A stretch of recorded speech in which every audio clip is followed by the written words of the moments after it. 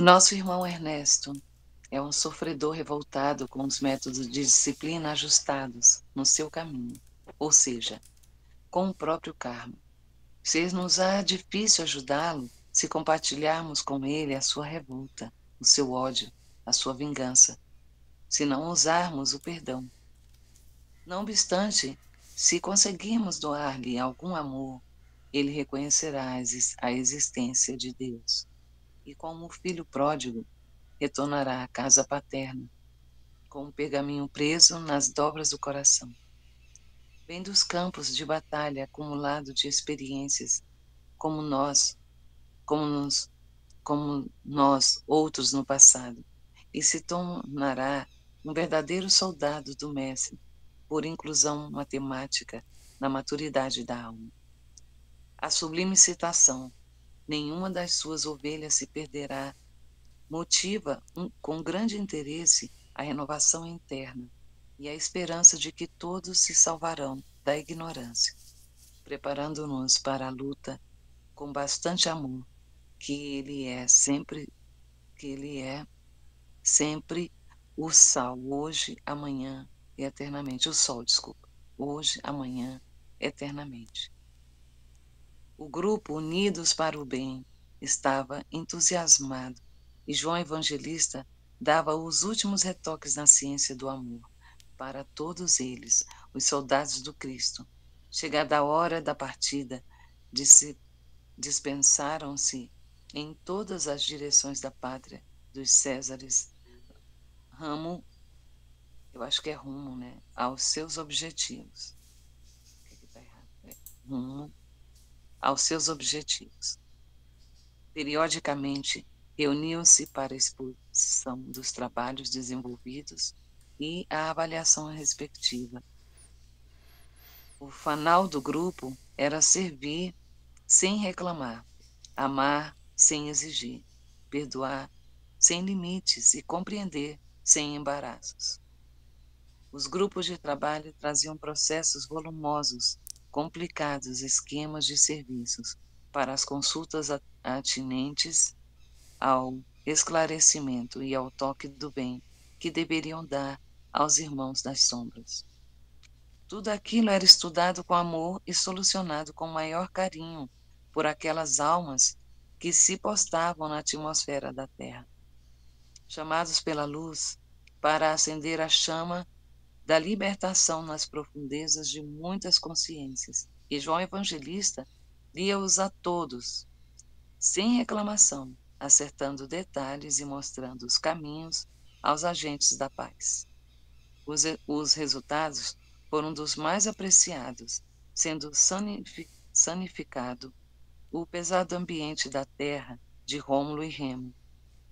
Os deuses, se assim podemos dizer, estavam favoráveis à educação espiritual das entidades das trevas, convertendo-as ou fazendo-as aquentarem-se no concernente ao mal. Era o sol da verdade brilhando no céu da Itália. O vidente de Patmos dava constante assistência à sua futura mãe, no casarão dos Bernardoni. Tinha todo o cuidado ao ouvir seus discípulos nos assuntos ligados ao astral inferior, para que as formas mentais referentes aos temas não passassem pelos fios ligados ao seu futuro corpo e afetasse sua prometida mãe. Ouvia e pensava, falava e ensinava aos trabalhadores do bem, adequando a sua poderosa mente como se fosse em circuito fechado, sem que Pica participasse dos assuntos, o que podia trazer complicações ao seu estado.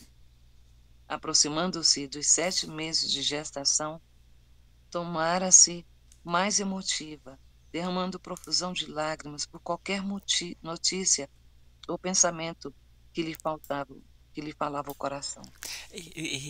Léo, deixa eu só fazer só um comentário, que Sim, foi uma parte tão interessante aqui quando ele falou nesse finalzinho, né, que ele tinha todo o cuidado ao ouvir seus discípulos nos assuntos ligados ao astral inferior, para que as formas mentais referentes aos temas não os passassem pelos fios ligados ao seu futuro corpo e afetasse a prometida mãe. Isso.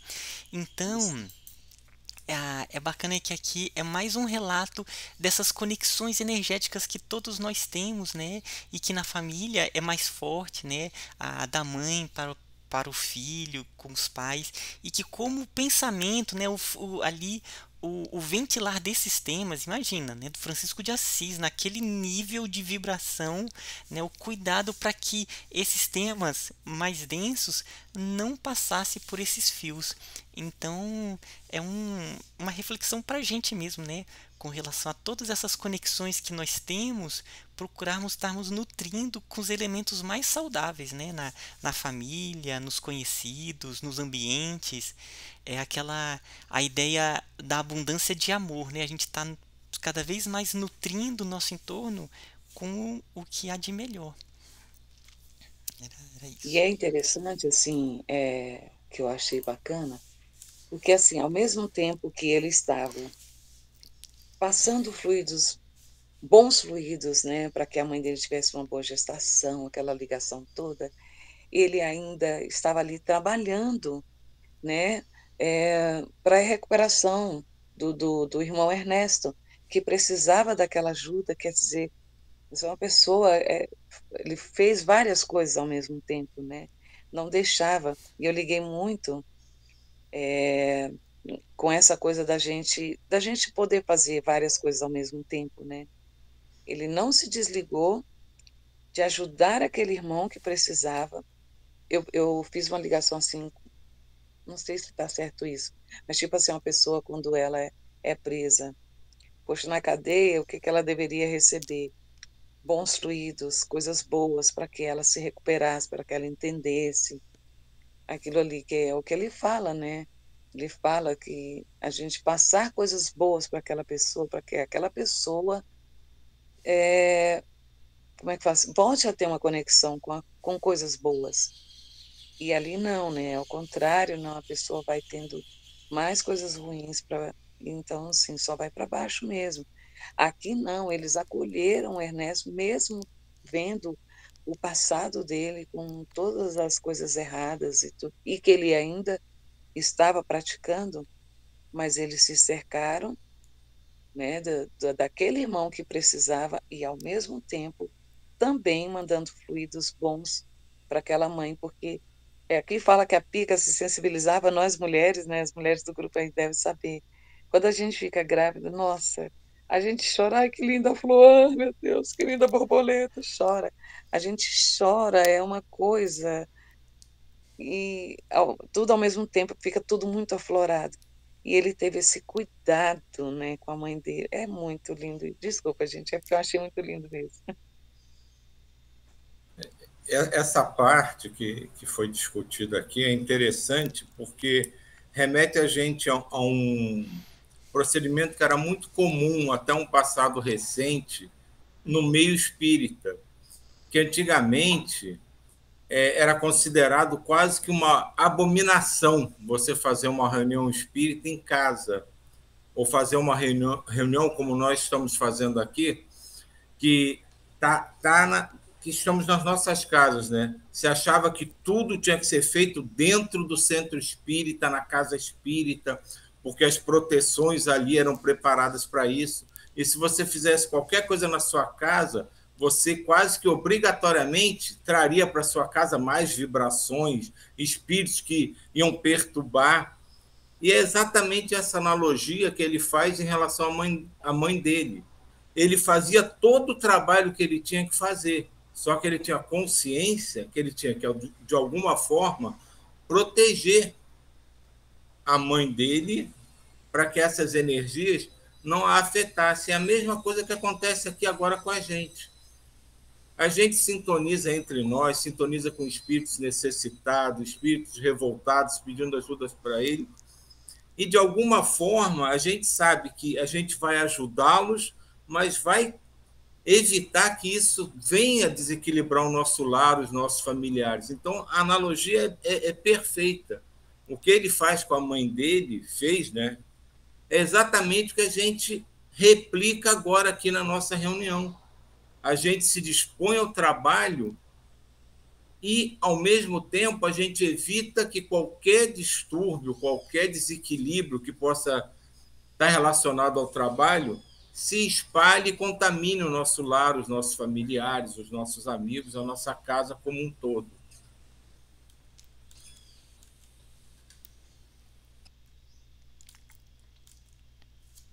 Deixa eu ler mais um pouquinho.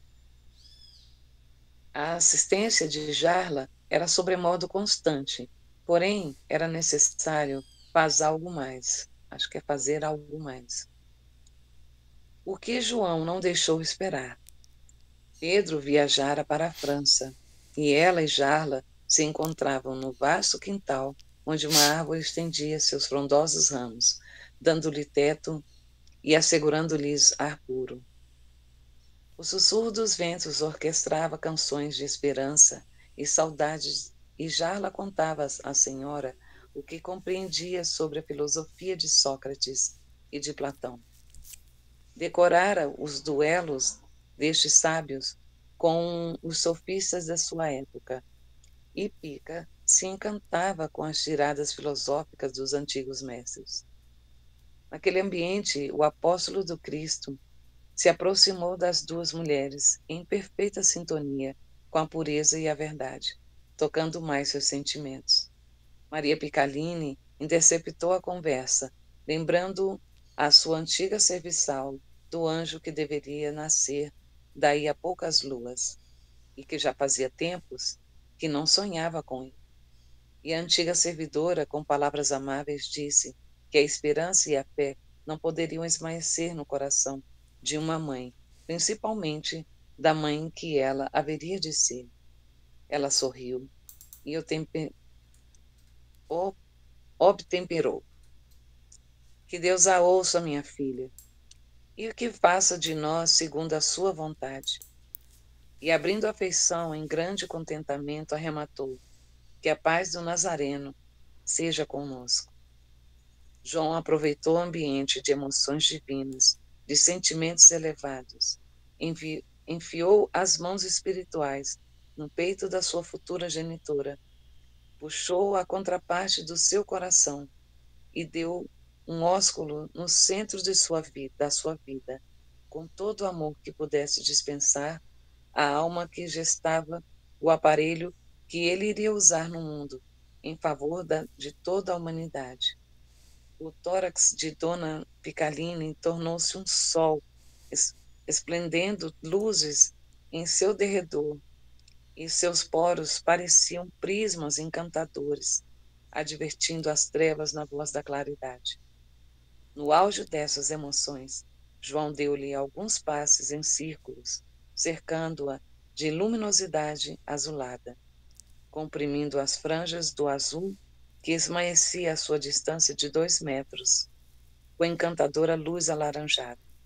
Demorou-se um pouco em profunda meditação, dando por fim as bênçãos de garantia à sua próxima moradia de carne, e voltou ao seu posto de trabalho.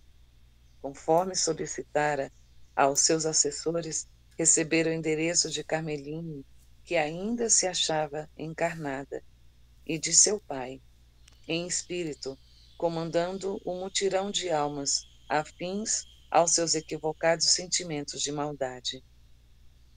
Todos já tinham partido em socorros volantes, e João partira também, com seus auxiliares, rumo a Florença, ao encontro da filha de Ernesto. Quase que ao mesmo tempo, o chefe do mutirão das sombras escalara alguns dos seus comparsas para justamente com ele vasculhar Florença à procura de uma mulher que desejava aprisionar. Essa mulher estava já há 10 anos internada no mesmo sítio de assistência a que Carmeline fora recolhida. Era uma matrona que em tempos idos molestara muita gente com poder em demasia, em maldade, em abundância, e que, arrependendo-se depois, internara-se na casa das irmãs do bem, procurando esquecer o mal e o passado. Mas o verdugo Emesto, sendo um dos ofendidos, não se esquecera e desejava vingança. Prometera a si mesmo matá-la e apoderar-se da sua alma, escravizando-a impiedosamente, no seu intento de deixá-la sofrer eternamente. Nossa. E os corvos da maldade começaram a sobrevoar a casa de assistência. Eu acho que é não vendo que as aves de luz lá já estavam pousadas, em convívio com aquelas irmãs de caridade, que convertidas trabalhavam convertendo irmãos para Cristo. O velho leproso se preparava para o encontro com a antiga megera. Como dizia, iria partir-lhe o crânio, desatando de sopetão os laços que aprendia na terra, para que, no mesmo instante, apoderasse do que queria.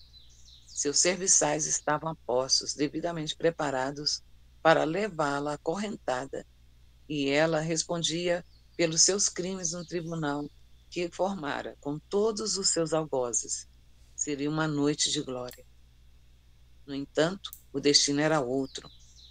Acresce notar que João Evangelista, que chegara antes do verdugo, procurava sua filha, achando-a já nas últimas despedidas do mundo. Adentrou o humilde quarto e presenciou um quadro aterrador. Carmeline, com idade avançada, coberta por fino lençol e o corpo em chagas, não tinha forças mais para a tosse costumeira. Seus pulmões, ao exame profundo, pareciam molambos de peças rotas, sem a menor resistência a qualquer tratamento. Uma serviçal, de vez em quando, limpava uma espuma amarelada que brotava nos cantos da sua boca. A respiração, quase apagada, mal movia o já cansado coração. O cidadão de Éfeso, que assim se fez pelo coração, revestiu-se de piedade por aquele ser, encheu os sentimentos de amor, acendeu a luz mental de todo atendimento, reconheceu a necessidade de se apresentar com bastante idade, e logo seu corpo espiritual obedeceu às suas intenções.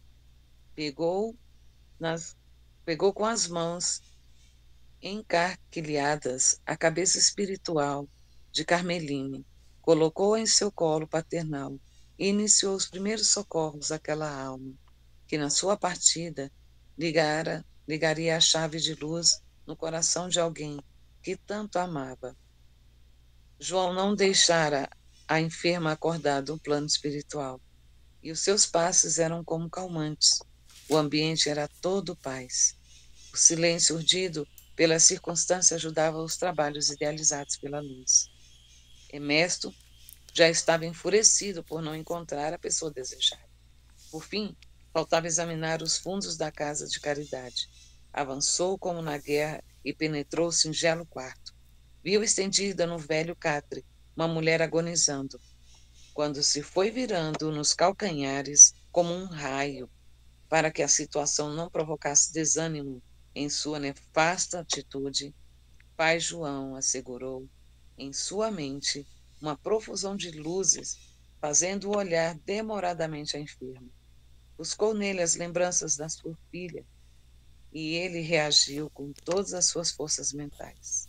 No entanto, não adiantou, pois ficou preso como que por encanto na afeição da doente e deparou com uma transformação mágica. Aquela velha enferma tomava a forma da linda jovem Carmeline dos antigos tempos. Ele passou a mão esquerda nos olhos vesgos, pensando que sonhava acordado. Todavia, a visão aumentava para ela mesma. Era ela mesma. Pai João se fez presente com ela num regaço paternal, doando-lhe todo o amor e acariciando seus cabelos brancos, amarelecidos por quase um século de existência. Emesto balançava a grande cabeça, como que a jogar para fora de si os pensamentos, mas não conseguia. Na mesma hora em que via a velha em estado de coma, estendia no leito de morte, via igualmente sua filha do coração, e as lembranças eram todas uma nitidez impressionante. Com o tempo, Carmeline foi parar em Florença, conduzida por alguns ciganos, com as quais se familiarizara. Tomando-se filha do meio, os andarilhos, vendo nela alguma lucidez, acharam conveniente carregá-la pelo mundo, porque não tinham parentes nem interessados que pudesse atrapalhar a sua vida, sua ida. A essa, esquecera sua procedência e não fazia notar a falta dos seus familiares. Rodara por muitos lugares na Itália, sem nada exigir dos ciganos, trabalhando para eles e dispensando grande atenção às crianças. A cozinha era-lhe um dever de muita alegria, e assim passaram-se os anos. O tempo foi-lhe trazendo certa consciência, e por vezes vinha-lhe à mente lembranças do que ficaram em casa, quando saíra para o campo. No entanto, essas lembranças traziam-lhe muitos aborrecimentos, e esforçava-se por esquecê-las, dando-se ao trabalho, pois nele se sentia recuperado. Certa feita, caiu adoentada. As longas viagens, a mudança de temperatura e o trabalho intenso desnutriram cada vez mais seu frágil organismo, colocando-a em perigo. Seus pulmões estavam ameaçados pela tuberculose e pela asma, que lhe tiravam a felicidade de antes, de respirar livre e profundamente.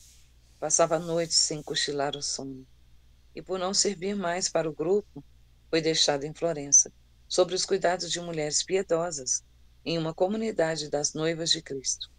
Ali, aprendera mesmo enferma muitas coisas do Evangelho do nosso Senhor Jesus Cristo, que no fundo da alma não ignorava. Quando exercitava a oração, sentia um prazer indizível no coração. Tinha as irmãs como verdadeiras mães e considerava a comunidade como sua própria casa. Sofria sem por isso envolver-se com os frutos do sofrimento, da tristeza, da melancolia e do medo. Encontrou a paz junto àquelas almas que tinham no Cristo o ponto central das suas atenções. A esperança nasceu, cresceu e iluminou a sua vida.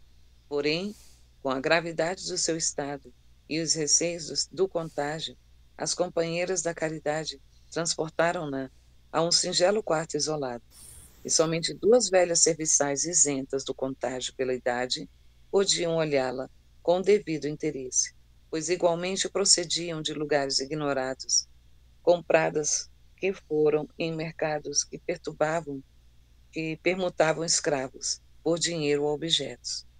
E o estado de Carmeline foi piorando cada vez mais.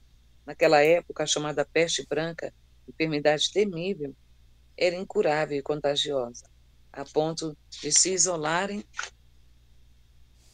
as criaturas por ela contaminadas. A tosse marcava o enfermo e servia de aviso aos que se aproximassem. Carmeline não esmorecera e nem se revoltara com a sua situação. Não temia o seu destino e enfeitava o seu patrimônio mental com pensamentos elegantes, criando na profundeza do ser uma paz imperturbável que o mundo não podia lhe dar. Entregava-se ao Cristo, que até então conhecia por ouvir falar. Tinha muita gratidão às pessoas que a acolheram naquele paraíso. É necessário lembrar que na consciência de Ernesto, considerado verdugo, iludido cada vez mais acerca da maldade, por incrível que possa parecer, no seio de todo o ódio praticado, no desbravar da selva, da sua consciência, bruxeleavam, em tempos, alguns raios de piedade diante do sofrimento alheio. Debalde era o esforço que fazia para cobrir ou apagar esse raquítico sentimento, plantado pelo tempo e irrigado por Deus. O Cristo interno. Oi? Eu vou só terminar esse parágrafo, tá bom? Tá bom.